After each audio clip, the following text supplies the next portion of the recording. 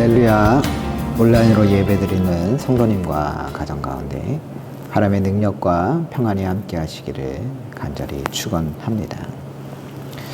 오늘 본문 창세기 26장 12절로 22절까지의 이야기는 이삭에 관한 이야기입니다. 사실 성경에 이삭에 관한 이야기는 많이 등장하지 않습니다. 등장하더라도 아브라함의 아들로서 등장하거나 쌍둥이 아들 야곱과 에서의 아버지로 등장하는 것이 대부분입니다. 그런데 오늘 본문 속에서 이삭은 누구의 아들이나 혹은 누구의 아버지로 등장하는 것이 아니라 오롯이 자신이 주인공으로 등장하는 이야기입니다. 그렇기 때문에 본문의 이야기는 이삭이 정말 어떤 사람이었는지를 알려주는 그런 귀한 본문이라 할 수 있습니다. 먼저 12절 말씀 함께 읽어보도록 합니다.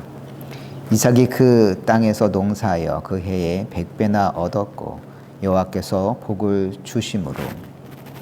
이삭이 농사하였는데 그 해에 수확이 얼마나 되었다고 합니까? 100배나 얻었다고 합니다. 어떻게 이런 놀라운 결실을 얻을 수 있었을까요? 12절 하반절에 누가 복을 주셨다라고 했습니까? 여호와께서 복을 주심으로 라고 했습니다. 주님께서 이삭을 축복하시자 이전엔 불모지 같았던 땅에 100배의 수확이 있었던 겁니다. 얼마나 귀하고 아름다운 일입니까? 하지만 문제는 뭐였느냐? 그 주변인들, 특히 블레셋 사람들이 문제였습니다. 14절 읽겠습니다. 양과 소가 떼를 이루고 종이 힘이 많으므로 블레셋 사람이 그를 시기하여.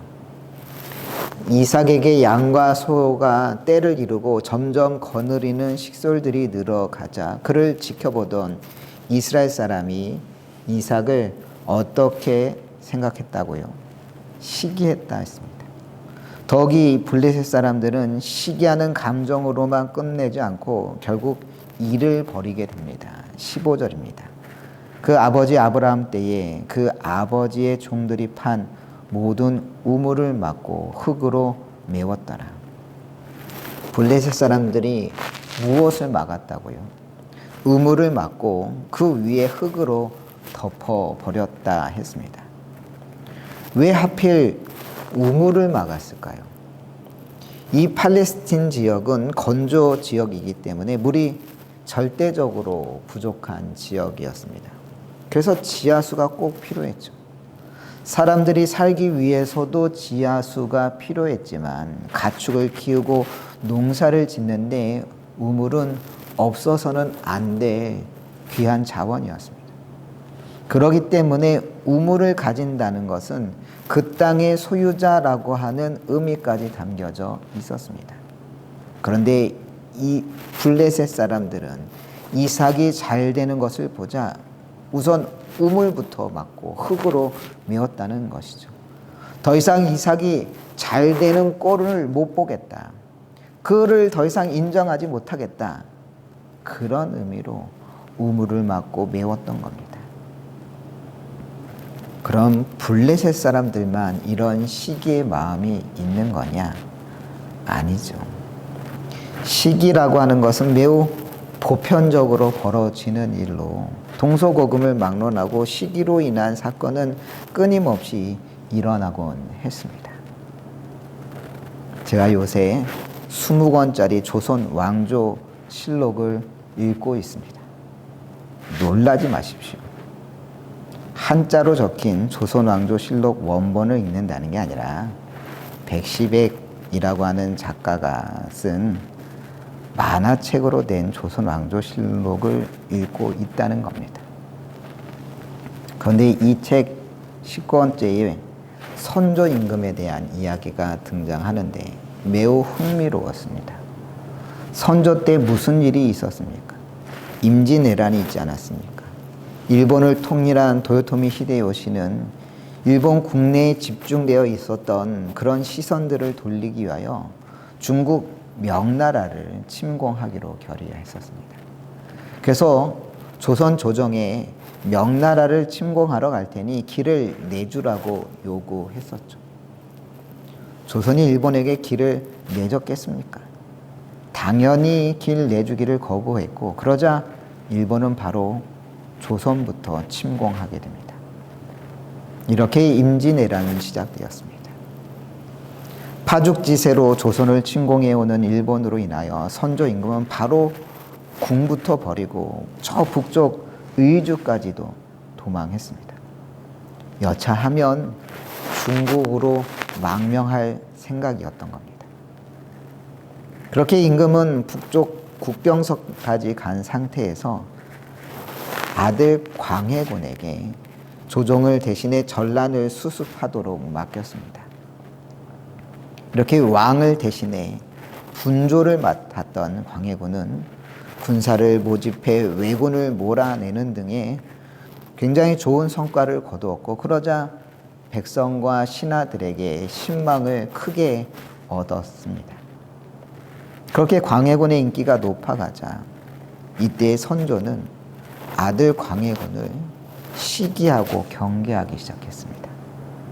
광해군의 공로로 인하여 그가 상을 받고 포상받는 것에 대해서 동의하지 않았습니다. 기록에 따르면 선조는 다음과 같이 말했습니다. 세자는 분조를 맡았지만 감히 임금처럼 굴지 마라. 외란이 끝나고 공신을 책봉할 때도 선조는 다음과 같이 반응했습니다. 광해군은 그리 큰 공이 없으니 공신의 예우는 무리다. 이상하지 않습니까? 전란으로 인해 도망 다니는 동안 자신을 대신해 나라를 잘 이끌었다면 오히려 더 큰 상을 줘야 되는 것 아닙니까? 어떻게 보통 사람도 아닌 임금이라는 자가, 그것도 자기 자식이 잘 되는 꼴을 그토록 못 봤던 걸까요? 선조는 혹시라도 아들 광해군이 자신보다 더 인기가 높아질까 봐 노심초사하며 어떻게든 아들의 인기를 끌어내리려고 했던 겁니다. 이처럼 시기라고 하는 감정은 한 나라의 왕에게도 예외가 아니었던 겁니다. 너무나 강력한 감정이었기 때문에 심지어 자신의 친육 아들에게 전쟁의 공로가 돌아가지 못하도록 그렇게 철두철미하게 막아섰던 것이죠. 오늘 본문 속 블레셋 사람들도 그러했던 겁니다. 사촌이 땅을 사면 뭐가 아파합니까?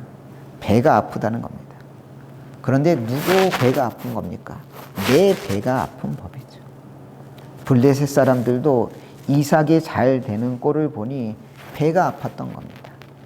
그래서 어떻게든 이삭을 망하게 하기 위하여 우물부터 막아버렸던 것이죠. 왜 이렇게까지 한 것이냐? 왜 블레셋 사람들은 이런 시기의 마음에 그토록 사로잡혔던 것이냐? 블레셋 사람들이 이삭과 자신들의 처지를 비교하기 시작했기 때문입니다. 나는 이 모양 이 꼴로 살아가고 있는데 이삭 쟤는 뭐야? 쟤는 뭔데 저렇게 잘 되는 거야? 안 되겠어. 이삭을 망쳐버리자. 우물을 막아버리자. 이렇게 했었던 것이죠.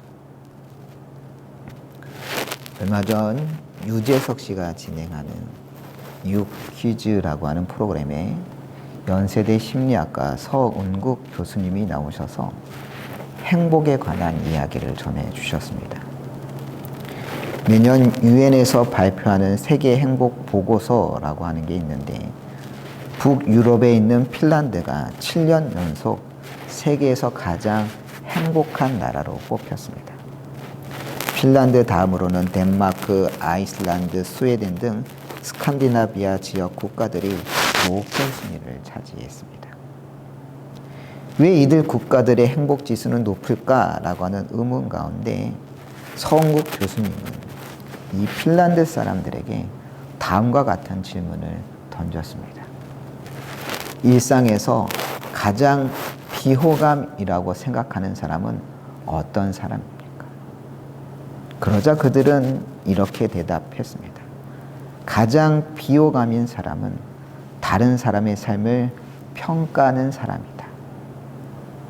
자꾸 다른 사람의 삶을 쉽게 평가하려고 하는 이들이 있는데 그런 이들이 살면서 가장 비호감이라고 행복지수가 가장 높았던 핀란드 사람들이 답했다는 겁니다. 그런데 이런 비호감의 일을 우리나라 사람들은 너무 쉽게 저질러 버린다고 서은국 교수님은 이야기했습니다. 우리나라 사람들은 집단주의 성향이 강하다 보니 늘 주위 사람들로부터 평가받고 있을 뿐만 아니라 나도 모르게 쉽게 다른 사람들을 끊임없이 평가한다는 겁니다. 그러다 보니 우리나라 세계 행복지수는 세계 몇이냐? 52위였습니다. 세계 10대 경제 대국이라고 하면서도 우리는 너무나 쉽게 나와 다른 사람을 비교하고 평가하는데 이런 비교야말로 행복을 갉아먹는 대표적인 경험이라고 서은국 교수님은 이야기합니다.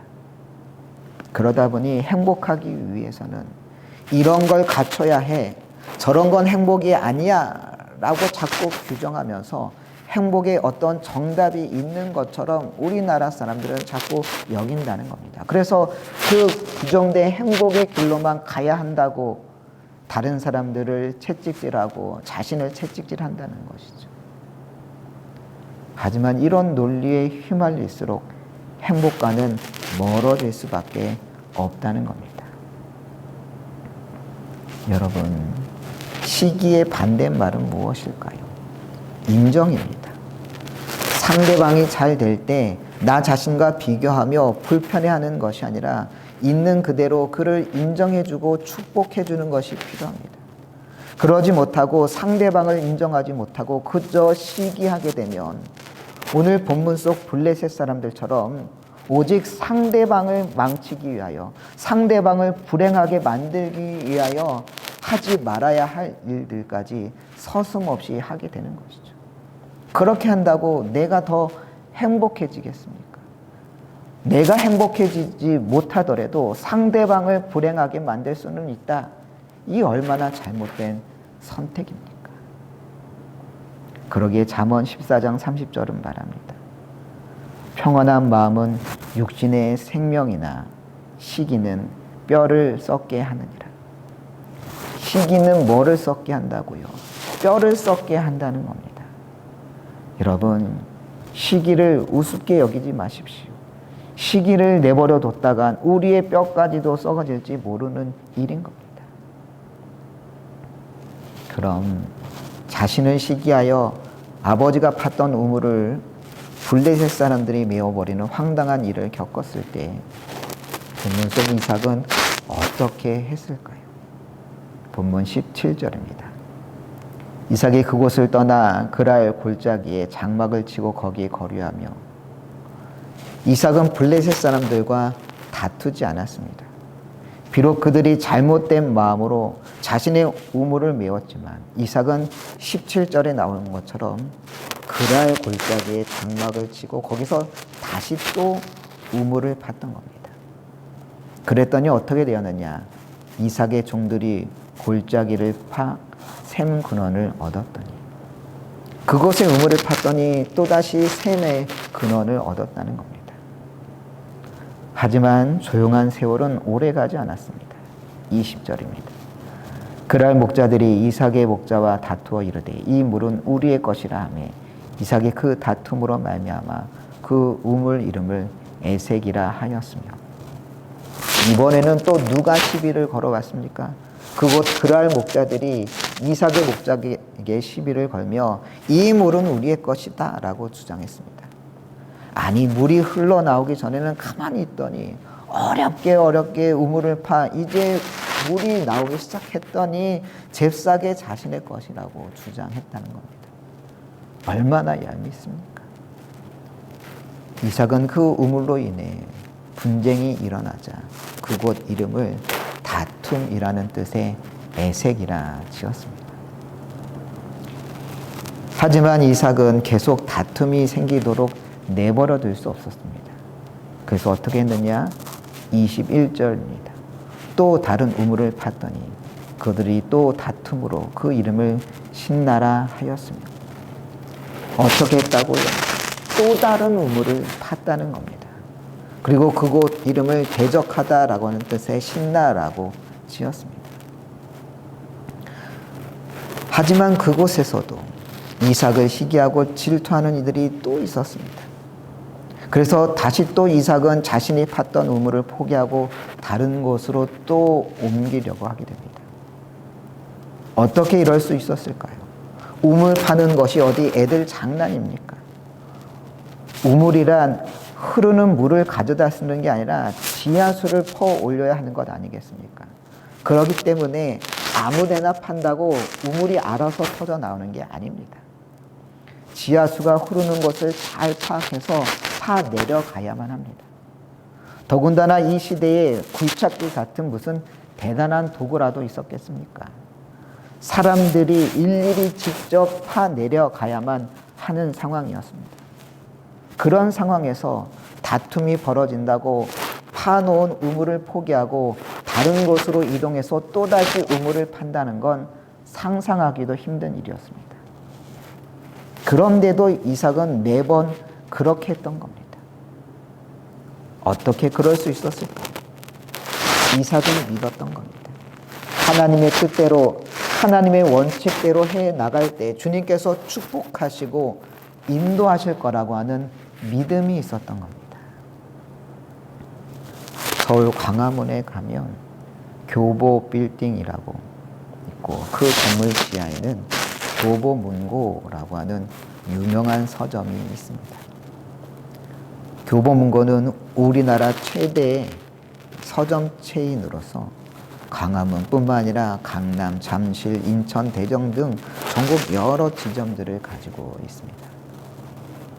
예전이야 책을 무조건 서점에 가서 샀기 때문에 서점이 핫플레이스였지만 이제는 인터넷으로 얼마든지 구할 수 있는 시대가 되면서 오프라인 교보문고의 적자가 작년 한 해만 360억에 달할 정도였다고 합니다.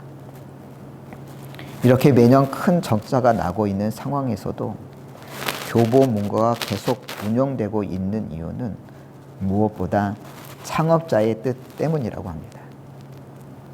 창업자 신용호 회장은 교보생명으로 돈을 벌고 서점으로 사회에 환원하겠다라고 하면서 교보문고를 열었다고 합니다. 교보문고 창업자인 신용호 회장은 1958년 대한교육보험을 설립하면서 교육보험 상품으로 크게 성공하게 되었고 이후 1980년 서울에서 가장 비싼 땅 강화문 사거리에 건물을 지을 당시 그 모든 직원들은 그곳 지하에 지하 상가가 들어설 거라고 예상했다고 합니다. 하지만 신용호 회장은 청소년들이 읽기 위해 오는 공간으로 만드는 것이 임대 사업하는 것보다 더 가치 있는 일이라고 하면서 지하 공간을 상가 임대하지 않고 전체 공간을 서점으로 운영하기로 결정하게 됩니다. 더욱이 교보문고를 열면서 다음과 같은 운영 지침을 내렸습니다. 책을 한 곳에 오래 서서 읽는 것을 절대 말리지 말고 이것저것 빼보기만 하고 사지 않더라도 눈총 주지 말 것이며 앉아서 책 내용을 노트에 베끼더라도 그냥 둘 것이고 설사 훔쳐가더라도 도둑 취급하면서 망신 주지 말고 남이 보지 않는 곳에 데려가 좋은 말로 타일르도록 하라. 이런 신용호 회장의 운영 철학은 지금까지 이어지면서 계속되는 적자에도 불구하고 교보문고는 계속 운영되고 있다는 겁니다. 세상에는 그저 자신의 이익에만 혈안이 되어서 그것을 지키기 위하여 무엇이든 하는 사람들이 있는 듯 하여도 잘 돌아보면 손해를 감수하면서도 나누고 베푸는 일에 앞장서는 사람들이 여전히 있는 겁니다. 오늘 본문 속에 이삭 역시 그렇게 하나님이 채워주실 것을 믿고서 우물들을 내려놓고 또 이동하고 또 이동하다가 결국 하나님의 응답을 받게 되는데 22절 함께 읽겠습니다. 이삭이 거기서 옮겨 다른 우물을 팠더니 그들이 다투지 아니하였으므로 그 이름을 르호봇이라 하여 이르되 이제는 여호와께서 우리를 위하여 넓게 하셨으니 이 땅에서 우리가 번성하리로다 하였더라. 새롭게 판 우물의 이름이 뭐였습니까? 르호봇이었습니다. 그런데 이 우물을 팠더니 더 이상 그들이 뭐하지 않았다고요? 다투지 않았다는 겁니다. 왜 다투지 않았느냐? 이삭은 그 우물의 이름을 장소가 넓다라고 하는 의미에서 르호봇이라고 지으면서 그 의미에 대해서 22절에 뭐라고 설명하고 있느냐? 이제는 여호와께서 우리를 위하여 넓게 하셨으니 이 땅에서 우리가 번성하리로다 라고 하는 의미로 르호봇이라고 지었다는 겁니다. 이 이름에는 하나님의 축복의 원리가 담겨져 있는 겁니다. 이삭은 우물로 인하여 다툼이 일어날 때 그것이 내가 가진 전부인 양 생각하며 아웅다웅하지 않았습니다. 만약 그 우물이 자신의 것이고 자신이 가진 전부였다고 생각했다면 결코 이삭처럼 할 수 없었겠죠. 오히려 목숨 걸고 싸워야 했을 겁니다. 하지만 이삭은 하나님의 축복을 믿었습니다. 자신이 세상의 원리에 따라 살지 않고 하나님의 뜻에 따라 살아갈 때 주님께서 자신을 축복할 것이라 믿었습니다. 단순히 생각만 하는 것이 아니라 실제로 그렇게 살았던 것이죠. 그렇게 했더니 하나님께서는 더 이상 다툴 필요가 없을 정도로 넓은 우물, 곧 르호봇을 허락하셨던 겁니다. 하나님께서 축복하시자 그 우물에서는 더 이상 다툼과 시기는 사라지고 함께 나누고도 남는 축복의 터전이 될 수 있었던 것이죠. 그렇습니다. 이것이 바로 하나님께서 축복하시는 자의 삶의 원리인 겁니다. 하지만 아무나 이삭처럼 살 수 있는 건 아닙니다. 무엇이 있어야 합니까? 믿음이 있어야 합니다. 하나님의 뜻대로 살아갈 때 주님께서 축복하시라 믿는 그런 믿음이 있어야 이삭처럼 살 수 있는 겁니다. 일산교회에 부임하고 나서 가장 먼저 해야 할 일이라 느낀 것은 엘리베이터를 설치하는 일이었습니다. 10여 년 전 새롭게 성전을 건축했지만 예산이 부족해서 엘리베이터를 설치할 수 있는 자리만 마련해 놓고 막상 엘리베이터는 설치하지 못했다는 이야기를 성도님들한테 얼마나 많이 자주 들었는지 모릅니다. 당시만 해도 1층 계단 옆 오른쪽 자리가 대충 판넬로 덮여 있었는데 바로 엘리베이터를 설치할 자리였던 겁니다. 엉하니 비어있는 그 자리를 볼 때마다 안타까웠습니다. 그런데 엘리베이터를 빨리 놔야겠다 결심하게 된 일이 있었습니다. 지금은 돌아가신 원윤호 장로님이 주일이 되면 전동 휠체어를 타고 교회까지 오셨는데 엘리베이터가 없다 보니 그냥 1층 소예배실에서 따로 예배 드리셔야 했습니다. 더군다나 그때만 해도 1층에 영상 시설이 갖춰지기 전이라 예배가 시작돼도 영상 없이 그저 스피커에서 들리는 소리로만 예배를 드리셔야 했습니다. 원로 장로님이 불편한 몸으로 전동 휠체어를 타고 교회까지 오시는데 엘리베이터가 없어 2층 예배실로 올라오시지 못하는 모습을 보며 마음이 너무 안 좋았습니다. 장로님을 위해서라도 하루라도 빨리 엘리베이터부터 놔야겠다 결심하게 되었습니다. 하지만 문제는 뭘까요? 돈이죠. 임원회를 소집하고 엘리베이터를 설치하자고 이야기하자 가장 먼저 나왔던 이야기가 목사님, 엘리베이터 설치하는 건 좋은데 무슨 돈으로 설치하나요? 이런 이야기였습니다.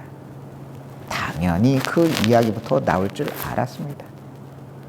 왜냐하면 당시 재정적인 상황이 지금보다 훨씬 어려울 때였기 때문입니다. 건축할 때 졌던 3억 빚뿐만 아니라 몰랐던 1,000만 원짜리 마이너스 통장이 2개나 더 있었습니다.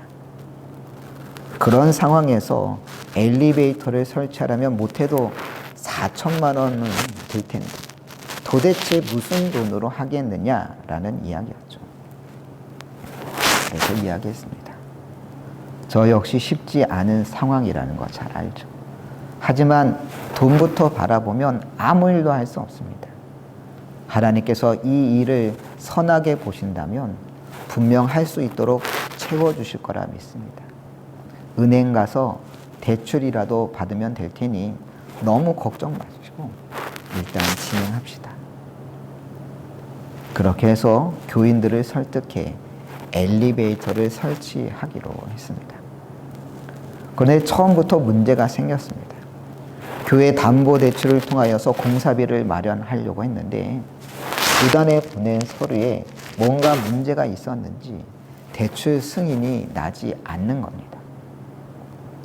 교단에서 승인해야 공사비가 나올 텐데 그렇게 일은 처음부터 순조롭지 않게 흘러갔던 겁니다. 그래서 공사를 중단했느냐? 아니었습니다. 원래 계획대로 공사는 진행했고 대신 더욱 열심히 기도했습니다.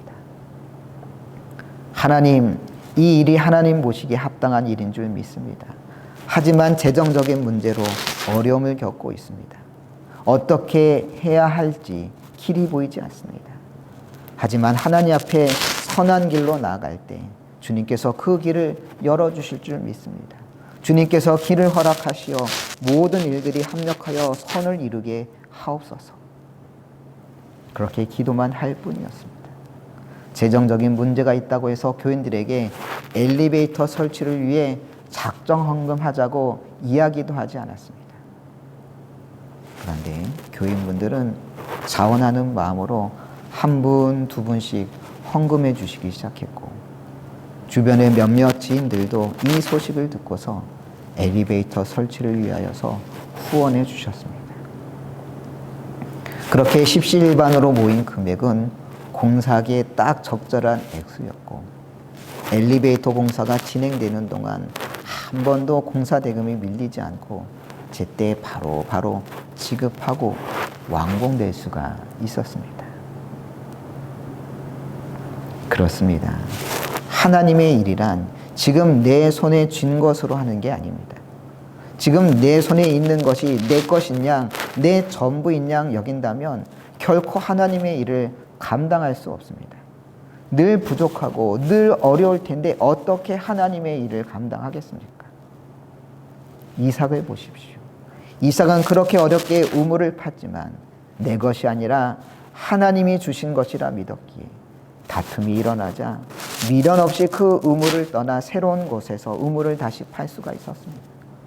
어떻게 그럴 수 있었을까요? 하나님이 주신 것이기에 하나님의 뜻대로 살아갈 때 하나님께서 채워주실 것이라고 하는 믿음이 있었기 때문입니다. 하나님께서는 욕심 따라 사는 인생과 함께 하시는 것이 아니라 주님 뜻대로 살려고 애쓰는 인생을 축복하시는 줄 믿습니다.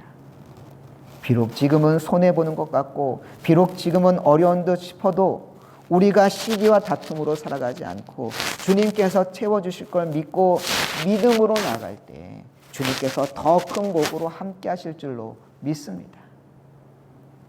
여러분은 어떻게 살아가고 있습니까? 주님께서 채워주실 것을 믿고 담대히 믿음으로 나아가고 있습니까? 아니면 지금 내 손에 쥔 것만 바라보며 벌벌 떨면서 근심과 걱정으로 살아가고 있지는 않습니까?